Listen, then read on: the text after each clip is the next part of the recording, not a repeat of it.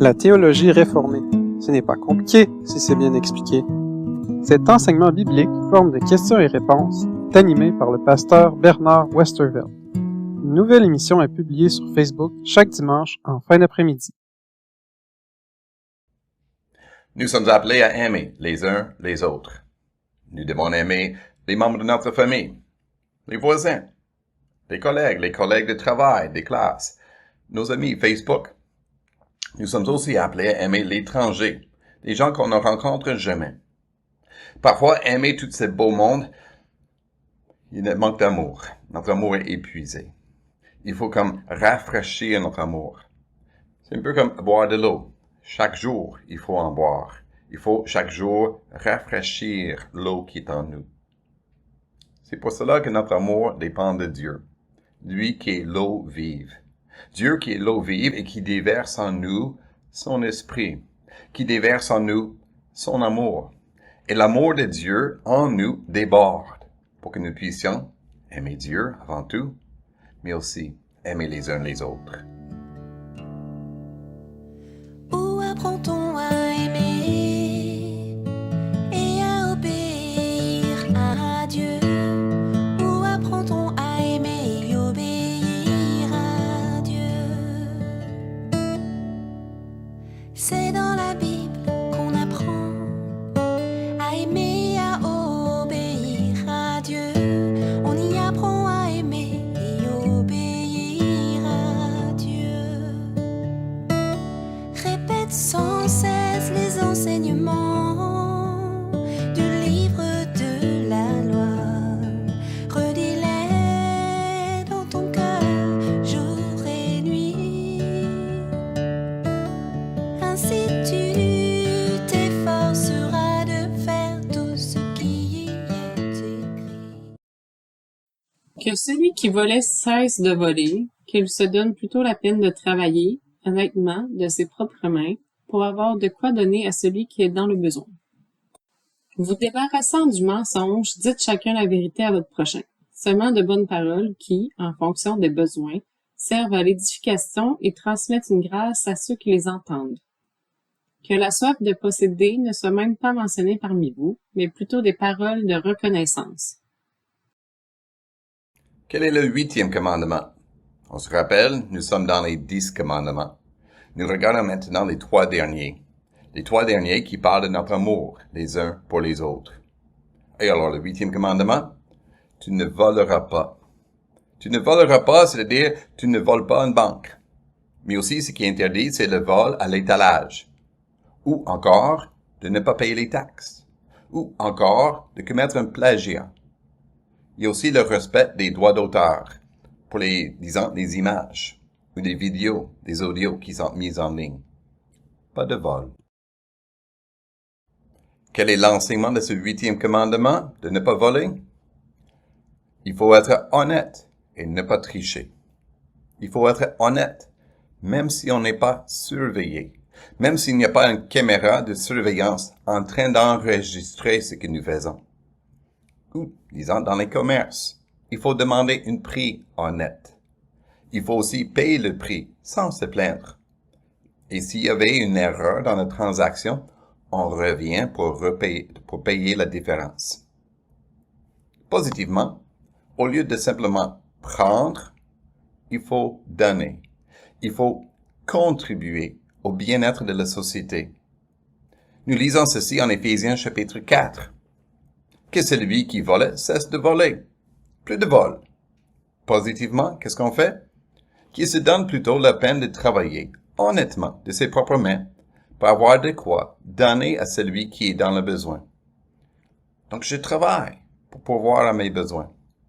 Autrement dit, au lieu d'attendre que quelqu'un d'autre travaille, au lieu d'attendre que quelqu'un d'autre paie, au lieu d'attendre que le gouvernement agisse et règle le problème, moi je travaille. Je travaille bien. Je contribue. Puis, parce que mes besoins sont déjà pourvus, je peux donner aux autres. Je peux partager. Rappelons-nous, Jésus dit, il y a de la joie à donner. Quel est le 9e commandement? Tu ne diras pas de mensonge contre ton prochain. Là, on peut penser au fait d'être devant un juge, en cours, devant un tribunal. Il faut dire la vérité. Mais il faut aussi dire la vérité, disons, à notre professeur, à notre chef d'équipe, à nos parents, nos enfants, nos voisins. Nous leur disons la vérité qu'ils méritent d'entendre, qu'ils ont besoin d'entendre. Et cette vérité inclut la bonne nouvelle de Jésus-Christ. De nouveau, on demande, quel est son enseignement? Il faut dire la vérité, même si cela m'écoute. Je suis arrêté par un policier. Dépassement de vitesse. Au lieu de donner toutes sortes d'excuses, au lieu d'accuser le policier, j'accepte ma responsabilité. J'accepte que j'ai bel et bien dépassé la limite de vitesse. J'accepte de payer l'amende. Ou encore, au travail, à l'école. Je n'ai pas fait mes devoirs. Je n'ai pas fait ma responsabilité, une tâche qui m'a été donnée. Je ne donne pas d'excuses. J'accepte ma responsabilité, ainsi que les conséquences. Plus positivement, on peut dire ce qui est bien, ce qui est bénéfique pour l'autre, pour mon prochain. Par exemple, faire des compliments. Dire à quelqu'un, « Merci, tu as bien travaillé. Depuis 2 ans, je vois ton progrès. Merci pour le service que tu rends à notre communauté. » Quelle joie de partager ces vérités. Et même, quand il est nécessaire, par moment, de dire un mot de correction, de critique. On le dit avec reconnaissance, on le dit avec compassion et patience. On le dit pour que l'autre soit transformé à l'image de Jésus-Christ. Voilà ce que nous lisons dans ce beau texte en Éphésiens chapitre 4. Vous débarrassant du mensonge. On ne dit plus les mensonges. Dites chacun la vérité à votre prochain. Seulement de bonnes paroles qui, en fonction des besoins, servent à l'édification et transmettent une grâce à ceux qui les entendent. Transmettre une grâce pour les aider. Oh, que Dieu nous donne la grâce de transmettre la grâce les uns aux autres. Quel est le 10e commandement? Et probablement un des plus importants, parce que ce commandement cherche à dévoiler ce qui est dans notre cœur. 10e commandement, tu ne convoiteras rien de ce qui appartient à ton prochain. De ne pas convoiter, de ne pas désirer à tout prix. Certes, c'est bien de désirer d'être comme quelqu'un qui est un exemple pour nous, de suivre son exemple. C'est un bon désir. Mais la convoitise, c'est de désirer à tout prix. On désire quelque chose par jalousie. On désire quelque chose sans être reconnaissant. Que je ne suis pas reconnaissant que l'autre possède ce que je n'ai pas. Que l'autre est capable de faire ce que je trouve difficile de faire. Ça, c'est la convoitise que Dieu interdit. Quel est son enseignement? Il faut être content de ce que l'on a. Je suis content de ce que je possède, de l'argent que j'ai, de mes richesses. En fait, je suis content jusqu'au point d'être reconnaissant que l'autre est plus riche, qu'il a plus de talent. Je suis content, reconnaissant au point que je suis reconnaissant que l'autre est plus beau, plus belle, qu'il est plus vite, plus fort, une meilleure santé. Je suis reconnaissant que l'autre a une plus belle famille, plus d'amis. Je suis content et reconnaissant. Jusqu'au point de pouvoir lui dire « Félicitations, je suis content pour toi. » Voilà la reconnaissance qu'il nous faut, un contentement qui est reconnaissant. Le Saint-Esprit nous appelle à ce genre de contentement quand nous lisons ce texte en Éphésiens chapitre 5. Que la soif de posséder, que la convoitise ne soit même pas mentionnée parmi vous, mais plutôt des paroles de reconnaissance. Reconnaissant envers notre prochain, mais aussi reconnaissant envers Dieu. Dieu qui nous donne ou qui ne nous donne pas ce qu'on aimerait avoir. Que Dieu nous donne sa grâce, son amour, pour que nous puissions ainsi aimer Dieu et notre prochain. Après avoir vu ces commandements, on se demande, peut-on observer parfaitement ces commandements? La réponse évidente est non. En fait, à part Jésus, personne ne peut obéir aux commandements de Dieu. C'est certain que parfois on se dit, je ne suis pas si pire. Mais là, il faut demander à un de tes proches. Nos proches voient plus clairement nos fautes. Mais dans toute l'humanité, la seule exception était Jésus. Ponce Pilate a dit que Jésus était un homme innocent. Les autres ont dit que Jésus était un homme bon, sans reproche.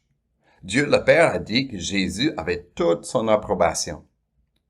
Donc Jésus est le seul homme qui était parfait, juste, sans faute.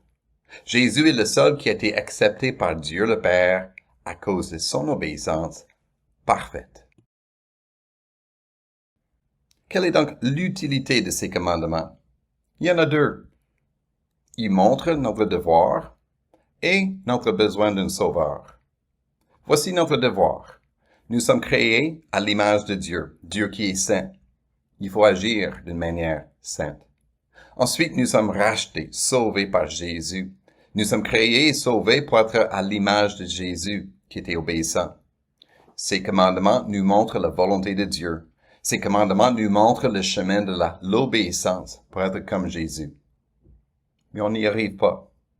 Alors, dans un deuxième temps, ces commandements dirigent notre regard vers Jésus, lui qui était obéissant à notre place. En fait, il a fait le sacrifice parfait, le sacrifice d'une obéissance parfaite pour que nous soyons pardonnés, justifiés. Voilà ce que nous lisons dans ce très beau texte en Éphésiens chapitre 5.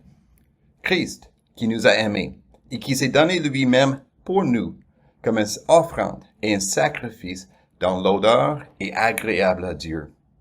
Son sacrifice parfait était bien reçu par Dieu, bien reçu pour nous, afin que nous soyons parfaits aux yeux de Dieu grâce à Jésus. Quel est le 8e commandement? Tu ne voleras pas.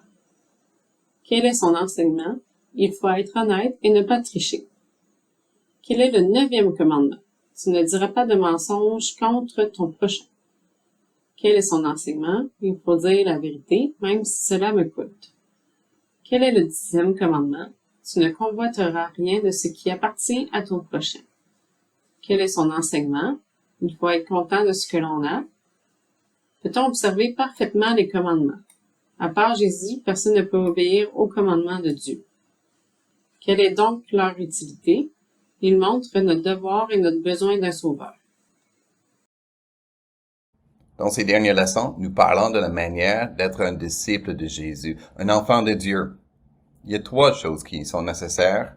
D'abord, nous devons nous repentir, demander pardon de notre désobéissance. Ensuite, nous devons croire en Jésus, nous confier en Jésus comme notre sauveur, juste et parfait. Et en troisième lieu, nous devons vivre pour Jésus. Nous devons vivre pour Jésus en obéissant à ses commandements. Autrement dit, nous devons vivre par l'Esprit, être conduits par l'Esprit. Voilà ce que nous lisons dans ce beau texte en Galates chapitre 5. Le fruit de l'Esprit, la vie de l'Esprit, c'est l'amour, la joie, la paix, la patience, la bonté, la bienveillance, la foi, la douceur, la maîtrise de soi. Contre de telles attitudes, contre de telles actions, il n'y a pas de loi. Autrement dit, la vie de l'Esprit, le fruit de l'Esprit, c'est notre manière de décrire l'obéissance au commandement de Dieu.